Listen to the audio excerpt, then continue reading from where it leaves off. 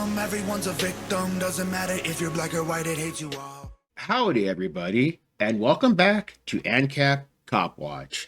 This is a video that was sent to me a couple weeks ago on Facebook, and this is from a page called Mindset of the Truth.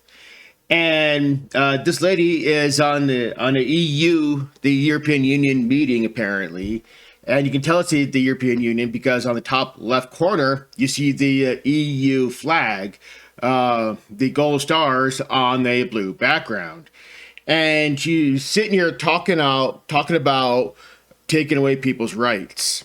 So let's dive into this. The idea is to create a whole new set of laws and ignore the existing human rights laws and other laws under the pretext of pandemic preparedness and the biosecurity agenda. Biosecurity agenda? What in the flip is that? Why taking away people's rights to push a single agenda is really scary. George Orwell warned us about this.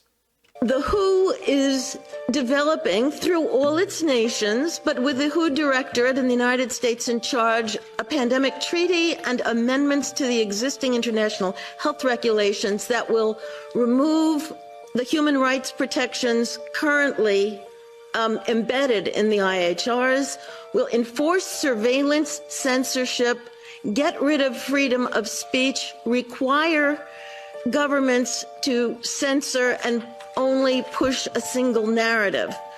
This is very scary because the EU wants the entirety of the government to push one and only one narrative. I'm not sure what that one narrative is, but probably to fully control the entire population.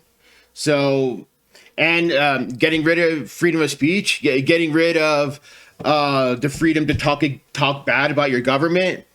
We're already seeing that tyrannical badges are going against this.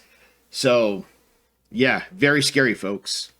Also, we will be subject, if they can make this work, to vaccines developed in 100 days, which the organization CEPI is planning to do.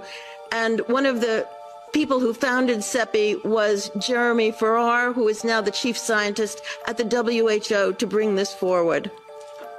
I will look into what CEPI is.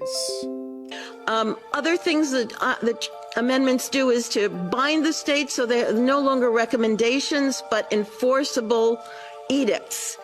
Provide a liability shield, get rid of intellectual property rights, move supplies from one country to another, enforce digital passports. Digital passports? That is really scary. Why? Why not have physical paper in hand? And the Director General of WHO can demand that a pandemic or a potential pandemic exists. He can just declare it with no standards, and then countries around the world will have to obey. That's really scary. That this director can just willy-nilly say, "Hey, guess what? We have a pandemic on our hands. Everybody must do as I say." Very scary times. Yeah.